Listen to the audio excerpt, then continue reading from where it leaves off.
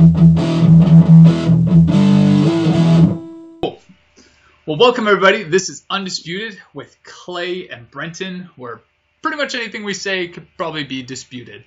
So this week we have a good show for you guys. Hopefully we have a guest with us. We have Travis McQuistion, who is an iRacing driver for the PMS Racing team, and he races in the Fuel Cup series, correct? Is that correct, Travis? That is correct. Perfect. Yep. So he drives the number 93, and we have him in as a guest this week. So he's going to be giving us his take on some of the packages on the new Aero package, because he races it in iRacing, and he's going to be joining us for our picks this week. So we have a third person to join us. So with that said, we're going to get the show started. Clay, what did you think of Sunday? Disappointment would be the first word that came to my mind. Yeah. Not as advertised. So I think Atlanta kind of was, got started off on the wrong foot with the new Aero package. It wasn't as exciting as they said it would be, and a lot of people anticipated it to be. And then Las Vegas was just more of the same.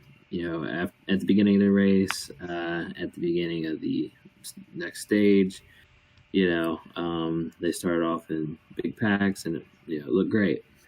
But as soon as the green flag runs continued, it just went downhill from there. And there was just little to no excitement, no cautions other than the stage ending.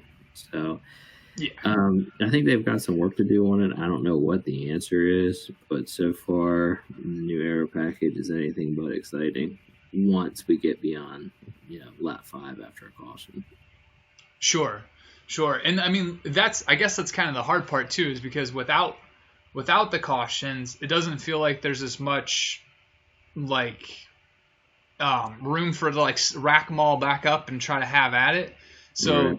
I mean, the end of that race was kind of just watching Brad and Joey. I mean, Kyle was coming. He had been hauling that whole race down a lap, flying through the field, finishes third. And, yeah, he's probably pretty sour about it, which I can understand. But, I mean, if there had been some sort of wreck and have everybody restart, that would have proved to be, I think, a little bit better of a finish, maybe. It would have totally changed the end of the race. Would have put, Logano, Keselowski, Busch, and Harvick all right back together, and I think all four of them had an equal shot at winning that race. So a caution would have really, made the ending more exciting, I think. But at the same time, I would really hate to see NASCAR throw one of their NASCAR cautions for, a solo cup rolling across the track. Yes. I want to see more excitement, more X, more cautions, that kind of thing. And I wonder if the additional downforce is making the racing a little bit more exciting after restarts, because they can put their car anywhere. They run 3-4 wide, but they also seem to have more car control, which is decreasing the amount of wrecks or spinouts that we see. So I know it's only a second go around with the new Aero package. Should probably give it more time before we give a final judgment on it. Sure. But, so far, I give it a C-. Yeah, which I think is a little lower than last week, isn't it? I think last week did it have a B, I think? I think I had a B- last week. Okay, so it's not doing so hot, which is it's interesting because it's lowering its grade. So Travis, you're a teacher by day. You probably think is that correct? Do you think it's lowering its grade? Is its average is gonna tank? I think that as people get more of a sampling of it, I mean, maybe it levels out, but I think that, in the C range, C- range is probably acceptable for what you see on the track at this current moment. And yeah, I mean, for me, I'm kind of a purist, as I mentioned earlier. And I mean, all these people that you see on social media, they're always like, hey, the 90s, what a great time to be alive, it's great racing. I don't know if they lived through the 90s and watched that racing, because really you had like 3 contenders every week. Sure. And the racing might necessarily be close. I mean, you might wind up with 6 guys in the lead lap. And that was like, a close race. I remember sitting through a Michigan race that was caution-free. I think Dale Jarrett won it. It was like 99, 98, around there.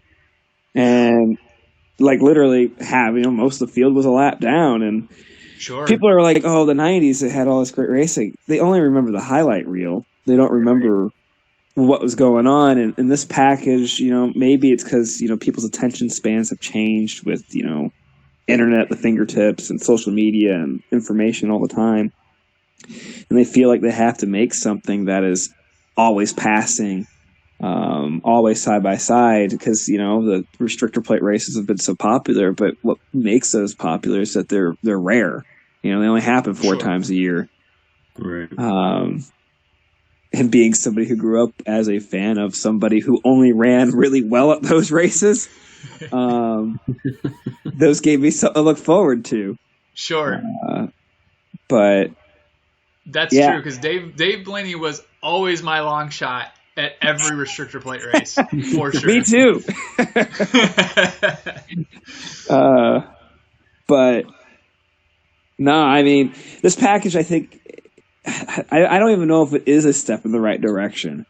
People keep saying they need to take away the aero. Well, this is going the opposite direction. Yeah. And then taking away the power of the cars. I mean, it's a bold move when you're looking at a series that has been built on bigger, faster cars. I mean, breaking the 200-mile-an-hour barrier was such a thing, such a major accomplishment in the 70s. And now we're like, let's just go slower, guys. So, yeah. Here's a random but interesting question for both of you. If you had to pick a year, a NASCAR season, since you've been watching, that was the best or most exciting for you, what would you pick? Ooh, that's good. Travis, you want to go first? God.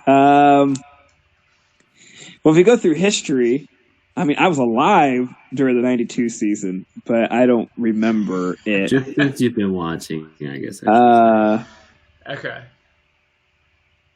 If I had to pick one, it would be 2014. I guess it was the second year of them running the Gen 6 car. Yeah. And, well, first of all, we started the year off with a pretty good Daytona 500 with Dale Earnhardt Jr. winning. Sure. Which was exciting and good for the sport. But I just thought it was a really kind of a cool year with, nothing that really stood out. But I just remember each race being somewhat exciting.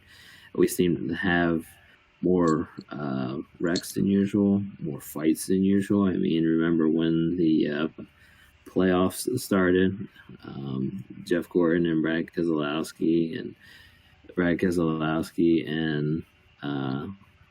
Matt Kenseth got into it. The playoffs were really good that year.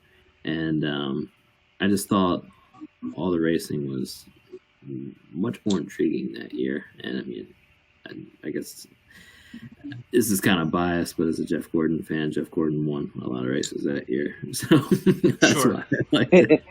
I think it's ironic you bring that up, especially when we're talking about the aero package, because if I remember right, 2014, they still had the big spoiler and big splitter on it, but they had full horsepower. Mm-hmm. That's correct. For me, God, this is going to date me a little bit. I would say 2003 was my favorite year of watching. Mm-hmm. That's a good one. I mean, you had the classic Ricky Craven, Kurt Busch finish at Darlington. Of course, my guy finished third, so I was pretty pumped. Of course. Also, Blaney got his first pole that year. He actually was 7th in points by like week 7. And I'm like, oh my God. But anyway, that quickly diminished to like a 21st place finish in the standings. But I thought that was a good year. First, the old style car. Sure. I'm not one of these people who's like, oh, it has to be that style car. But the bump stop wasn't really a thing yet. So these cars are still real jacked up off the track, a lot of mechanical grip. You had a lot of comers and goers during a race because of adjustments, cars lose handling and stuff. And that's one of the things I do like about the new package. They got rid of the track bar adjuster. Mm-hmm. So I like that because now you do have comers and goers like, oh, he went the wrong way on the wedge. Well, he's gone. I mean, sure. I like that aspect where it's like you got to stay ahead of the game instead of being like, oh, I'll just do a couple clicks here, we're good. Like I don't like that. But yeah, 2003, Kurt Busch won the championship. No, not Kurt Busch. Matt Kenseth won the championship. Busch wins in 2004. And I mean, yeah, he had it locked up before the end of the year because that was before the chase. But I remember that was kind of a big thing too because that was Roush's first championship, and he's been doing it for at that point 15 years of this. Yeah. So. Yeah. Because Martin could have just put it across the finish line at any point, so to win a championship. But he was close the year before. Yep. And 1990, he should have won the championship, but he was penalized for illegal manifold, 150 points, and he lost the championship to Earnhardt by 125. And that would have been Earnhardt's 5th, right? That would have been his 5th. Yeah. So like one of those, like I don't know. It was just kind of nice to see Roush win, and that year, I enjoyed as a Blaney fan, but then some of the best finishes you saw were that year. It's a good year. Good pick. I was going to say that makes that kind of. I was thinking about going back that far too, and I would have probably picked that. I liked the year the Intrepid came back. That was a fun year. Yeah. 2001. When they raced the Intrepid, that was fun. I'm going to take this a little different, and I'm going to be quick. I liked between 2008 and 2010 ish. Pretty much when Jimmy Johnson's reign started, and I'm looking back at it. I don't know, like looking back at it now, it's actually really impressive to look at it and be like, that was probably the last chance we'll ever get to see somebody kind of be like a modern Richard Petty, so to speak, to knock off 5 championships in a row. And have really good racing each year. I mean, like, there were some incredibly dominant drivers all throughout, like Carl Edwards, Matt Kenseth, Kyle Busch, Jeff Gordon, even Greg Biffle was still running really well back then, too. I mean, like, there was just a lot of different names of the big names were still running back then of what we don't really have anymore. We have all of their rookie drivers and the replacements and stuff.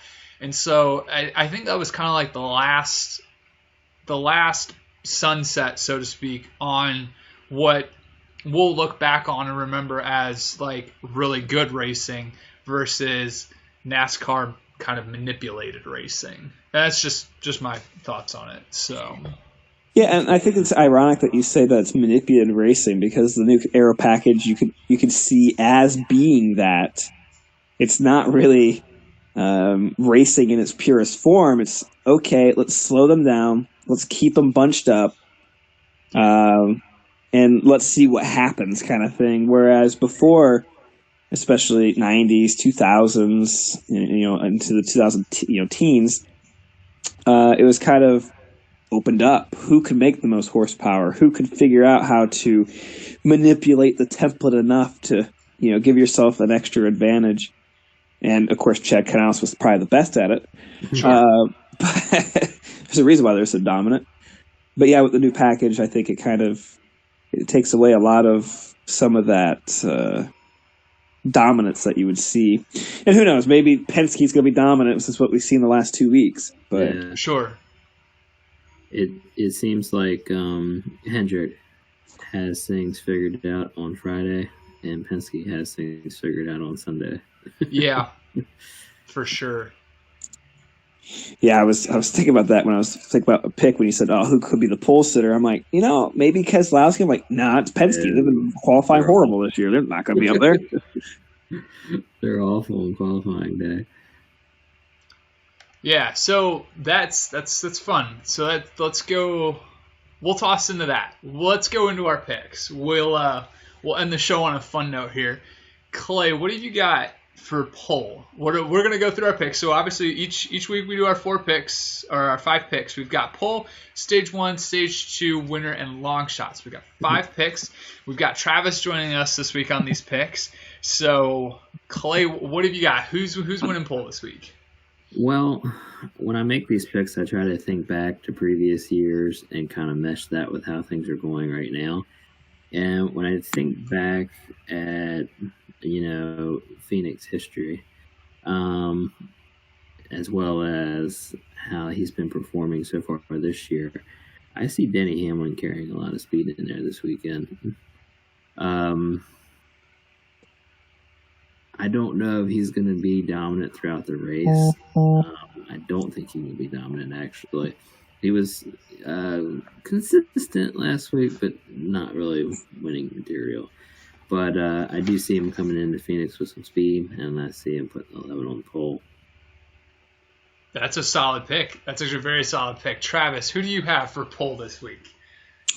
Well, we kind of mentioned earlier, it seems like there's a certain organization that has Friday figured out, but not Sunday.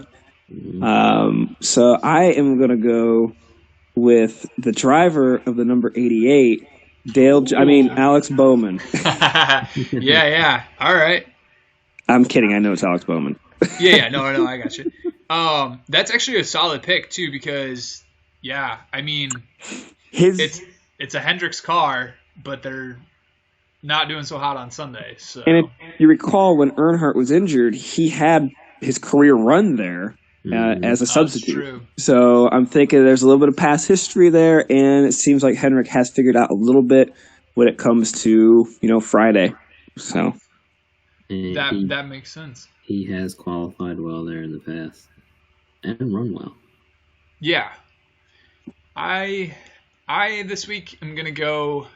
It's funny because I wrote this down before we started the show, and I have to agree with you guys, so now I'm kind of cringing at my pick, but I guess it's just the way my brain works. I'm going to go with the Penske teams and say it's going to be Ryan capturing the pole, just because I think he is so hungry. He's got the equipment. Obviously, the other two have already won. He is itching to do something, so I'm going to say that Ryan takes the pole. It's still not a bad pick. Yeah, no, it's interesting. I don't really think you can go wrong with a Penske pick, regardless of where it is, just because they're always so strong and always, a valid pick. Sure.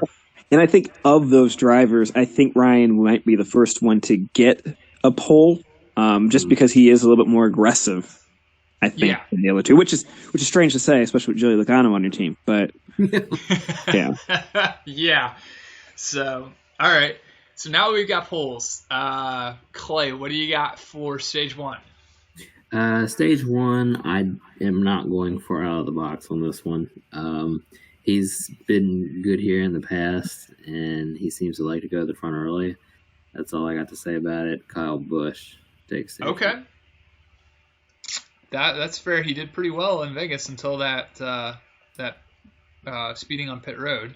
So Kyle's hungry. It's just a matter of time before he wins. I agree. It is. It's gonna happen, and that's my guy. So that I'm with you there.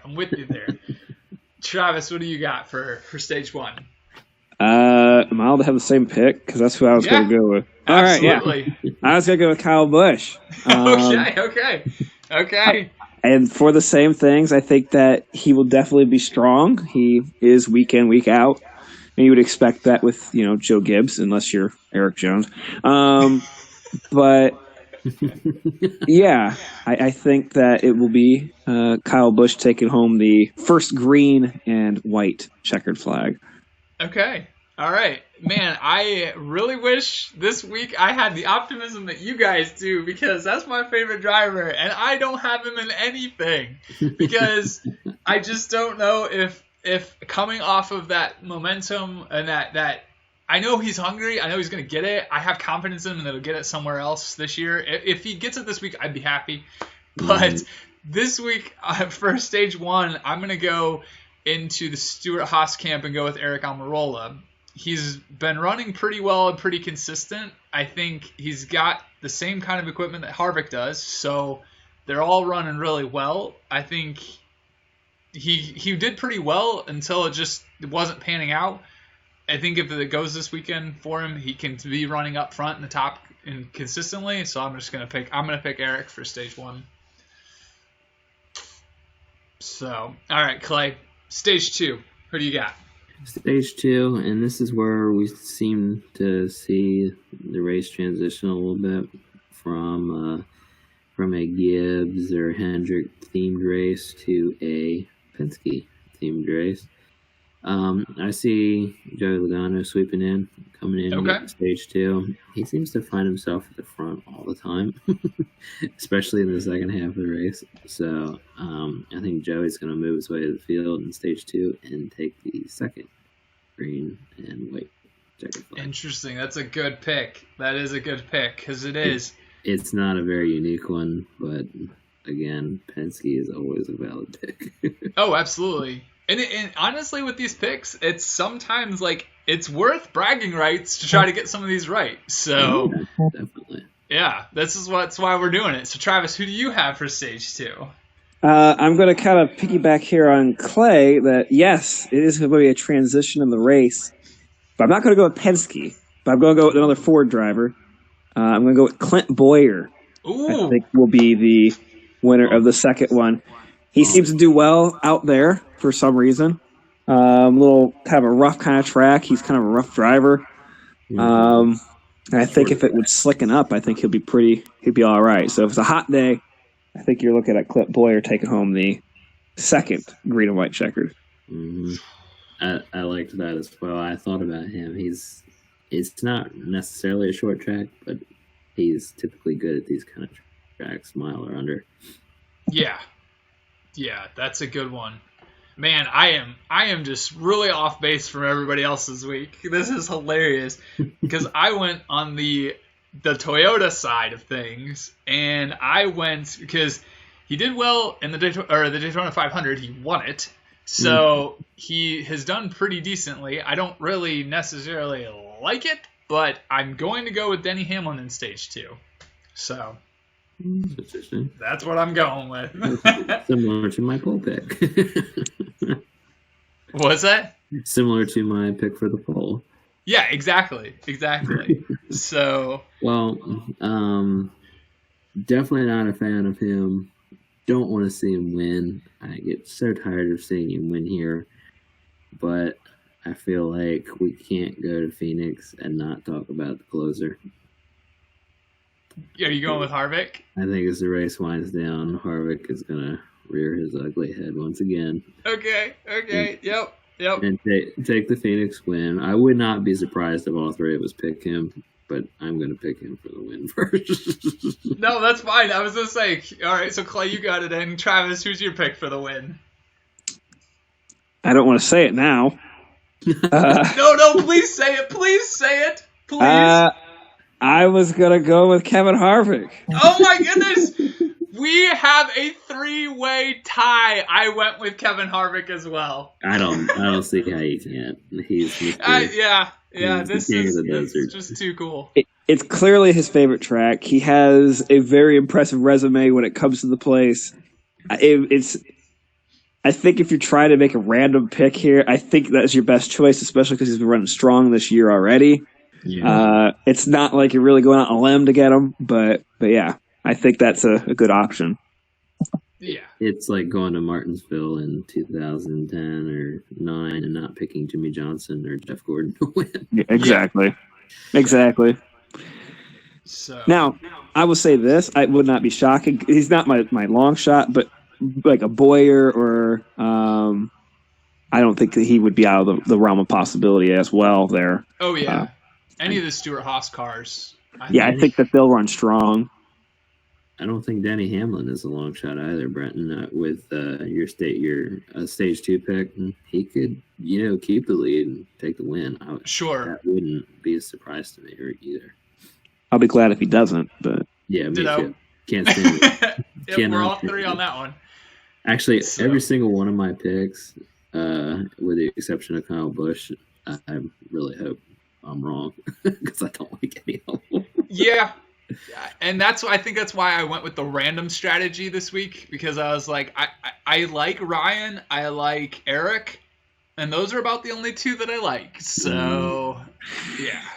Well, you got to sometimes disconnect your heart when you're making these picks. Exactly. Yep. So, speaking of that, disconnecting your heart, clearly a long shot guess is always fun. So, Clay, who do you have for a long shot in this? Well, he's kind of a long shot, kind of not. And Travis touched on this earlier, especially when it comes to practice. Qualifying, he seems to be strong and starts off well, but he just seems to get stuck in a rut of finishing somewhere between 10th and 20th. But I think he's going to have a breakout Sunday one of these days. And if there's ever a track that he's going to do it at, I think Alex Bowman could find his way to victory lane at Pheonix. That's a good and pick. If Travis is right and he starts on the pole, maybe he can start from the pole and win the race. That would be pretty sweet. That would be cool. Capitalize on the whole momentum. Mm-hmm. So, okay. So we got Bowman in. Travis, who you got for a long shot? Okay, mine is probably a pretty long shot. But that's the fun part. That's the fun part. This will be his 5th race. Daniel Hemrick. Yeah. That's what I'm going to go one. with. The reason why, he has shown well in qualifying the last couple weeks. Clearly the package is something that he's enjoyed. He's figuring out pretty quick. RCR has had a lot of success at this track before Harvick, left for SHR.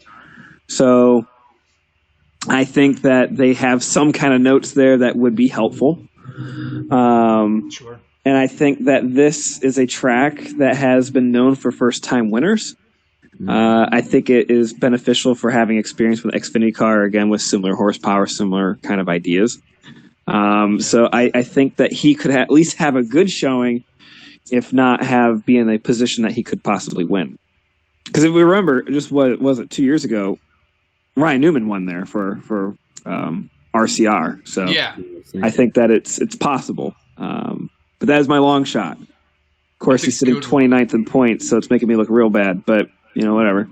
Daniel's day is coming. He's actually one of my new favorite drivers. I think he's going to find victory lane here sooner rather than later. That's a good pick. Yeah, absolutely. Because, Clay, you had him as a long shot at Daytona. So right. Yeah, well, you have 40 picks for that. I mean, everyone. Well, yeah, but I mean, if you want a solid 40th pick, that's who you want to go with. So, I went kind of on the same route as Clay. I went to the Hendrick camp, dug up William Byron. He will win at some point. That tire call that Chad Knaus did to keep him out on like the lead lap and run up front, that was pretty smart. Mm-hmm. Chad Knaus is a smart guy. William is young. He's good. He will win at some point very soon, and if not, maybe this weekend. So that's what I got. They'll connect here soon, and I don't know if they'll be Jimmy and Chad, but they'll be successful. Yeah, I think that you'll see a win from him this year. I don't know if you'll see it yet, but I think that he definitely will get a win. Sure. And that's going to be fun because I really think the way the season is wrapping up to be with all the different picks, I'm looking back at the one sheet before I started my notebook. Like, we are all over the charts. And even this one, other than our winner, which we all kind of were very confident on, we're all pretty all over the board, and it's shaping up to be that we could really have a very diverse bunch of drivers in this Sweet 16 this year. So I'm going to throw a bonus question out here for you both. How many years before we see Haley Deegan in the Cup Series? Oh, shoot. I say she's going to try like maybe a truck race the end of this year. Somebody will give her a ride in the truck series. And this is all depending on how she does. But if she continues to work, I was going to say 3 years next year. full-time Xfinity in 2021, and then somebody, preferably Gibbs, but somebody's going to give her a shot in the Cup by 2022. Let's be honest, up until the Daytona 500, how long could Hamlin hold a seat there at Gibbs was kind of a question I had. So, Agreed. I could see her moving up into the Cup Series. She's 17 now. I think by the age of 20 or 21, you're going to see her in the Cup Series. She's definitely going to KBM when she hits trucks, I think. Yeah, she'll definitely go to Kyle, and then that means she'll probably feed right up and either take the 19, 20, or the 11. Because that's another thing. They have, Christopher Bell there in the Xfinity Series that he's ready to move up. Mm-hmm. Yeah. So there is going to be a seat opening up there very soon in their Xfinity program, and I don't really see anybody else in the line there. I'd feel confident in that position. I think though. I honestly think they would just do what they did with Suarez. They'll just get rid of Jones. Yeah. Unless Truex retires or Hamlin retires, because Kyle already signed a multi-year deal, and we know he's definitely the dominant driver on that team. So I think you'll either see Jones go, or if when Haley gets, like you guys both said, somewhere in the 2021, 3 years from now when she turns 20, she'll probably be in a ride real quick and probably take over for one of those 3 cars. She's going places. I think she's the best prospect we've ever had. She's kind of putting Danica to shame. Yeah, and to be honest, though, too, is like I was mulling this over in my head, and I think what's going to hurt her, and it's not even going to hurt her racing or anything like that, is the comparison to Danica, because she is nothing like Danica. Like, she came through this series from start to finish. She didn't race open wheels. She's been in the program. Like, she is far, far beyond what Danica could ever do in a Cup car. She's already won 2 more races. Yeah, exactly. Whoa. Danica won an IRL race in a different country. That's true. Didn't she race in Mexico? Didn't she get she that? Won in Japan at Motegi in the IRL race. Goodness. Oh, my goodness. Right, so she won an IndyCar race. Well, yeah. But again, okay. No, that's fair. That's true. She did win. I won't discredit her from that. But I'm gonna twist it a little bit and say she won. But again, it's not Cup car. It's not a NASCAR. So I will never take her win away. But it's the two different dynamics of the racing is what changes it. And I think Haley doing all these stock cars, I think she's just in a whole different league. So. And it helps that she has a lot of off-road experience. I mean, that's the same experience that Jimmy Johnson had, where it's a lot of car control. I think that suits a driver very well, too. Because a stock car is it's a lumbering beast at times. Yeah.